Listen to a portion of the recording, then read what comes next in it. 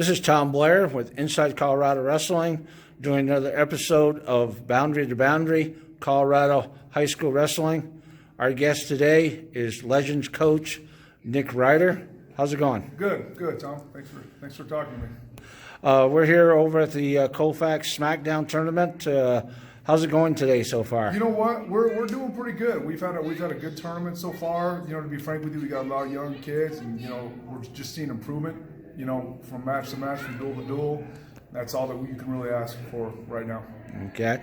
Let's give the wrestling community a little of your background for wrestling and your coaching background. Okay, so, you know, just kind of grew up in Colorado, wrestled all my life. I ended up kind of going to college to wrestle, and as some people, you know, do in college, they find different interests, and unfortunately I made a decision to stop wrestling, and I just became a student. I actually coached a lot of places, Rocky Mtn, Chatfield, Overland. Yeah, we coached together there at Rocky Mtn. Yep. Long time ago. That was when Brad first started coaching.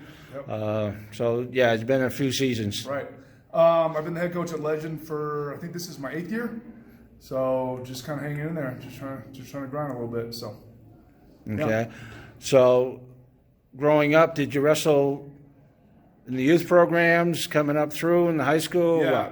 Yeah. So, well, to be honest with you, I was a Western Slope kid for a while. I lived in Rifle. Then we moved out in Denver, and I kind of got away from it. I went to, I got back in about 7th, 8th grade, and then I got through high school at Chatfield High School. So. Okay. How did your wrestling team do last year at regionals and state? You know what? We did real well. We qualified. What did we qualify? We qualified 4. We had our first state finalist as a program. Colin Lavelle ended up wrestling Colton Schultz in the state finals. Tough draw. Yeah, tough draw. We felt that, you know, I mean, Colin was a great wrestler for us. You know, and as we look across the you know, the 285 finals, I think we had beaten I think 4 or 5 of those other kids that were wrestling that night. So it is what it is. But Colin's a great kid. Had another placer in Kate Siddell, who's back, not wrestling today, but I believe he took 4th last year at 138, and 2 other qualifiers who graduated last year. So yeah. So what does your room look like for numbers and for kids coming back? Yeah, so we got good numbers this year. I think we pulled initially, I think we were up to around 45, 47. We're probably down in the neighborhood of 39, 38 right now. You know, but a lot of those are incoming freshmen. I had a couple kids not come back, which is unfortunate, I feel like, because you never know what you're going to miss out on from both parties, whether it's them or me. Or us. You know, we have a returning qualifier. We have a couple returning regional placers. You know, but we're really young. We're inexperienced, to be frank with you. But we're learning. We've had to slow it down a little bit as far as what we do in the room, technique, things of that nature. Practice looks a little bit different this year than it did last year. Okay. What does your coaching staff look like? I got a great coaching staff around me. Rich Crowley, John Crowley. So John, I'm sure a lot of you people in Colorado know. Regis, 3-time state champion, was All-American of Mines. Him and his dad Rich are helping me out. A guy named Bert Dalton, who actually I coached with at Overland. He came out of retirement. He's been great. He's been all over Colorado for a number of years. And then just, you know, different guys in the building who are helping me out.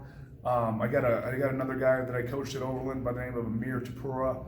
I think he took 2nd as a senior and then went down to wrestle at Adams State. Now kind of just, I talked him into coming out and helping me out a little bit. So we got a great group of coaches. Looks like you had some veteran guys and some young guys in there. Yeah. Good to have the young guys in there. They can roll around with the high school students. Yeah, it is. I'm not as young as I used to be. Yeah. Well, you got a few gray hairs. Yeah, a couple. I shaved the beard this morning. So. Okay, yeah. Not too bad then. Yeah. What is your season goals and expectations? You know, I'm just going to be honest. I'm a big believer in the process, and I have some kind of outcome goals that I think that we can achieve. I'm kind of a superstitious guy. So if you look at my calendar, you know, the state tournament's not even listed on it yet.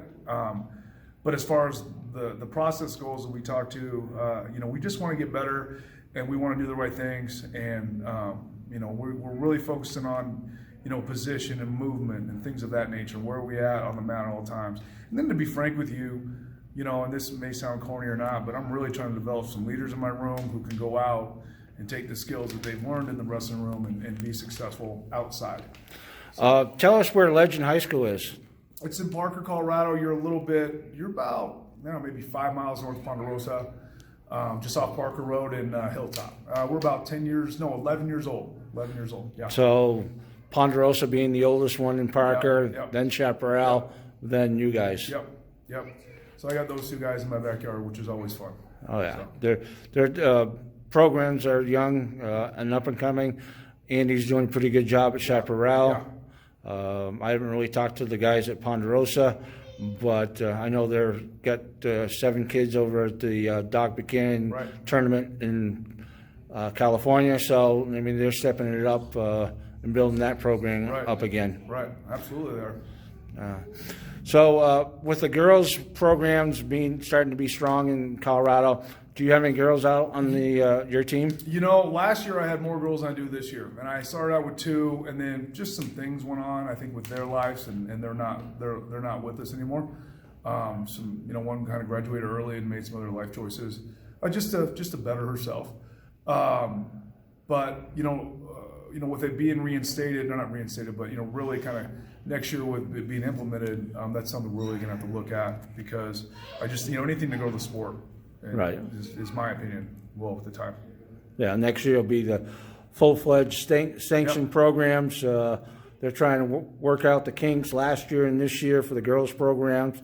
I just did with the help of a friend of mine, to do the rankings. We did the rankings for the girls. Cool. So that's out now, which, I don't know, people get interested in that rankings. It's good to see, as long as you don't take heart in it. Yeah. Rankings like any rankings. Nuts. I mean, it's good to see where the kids are, whether you're ahead of them or behind them.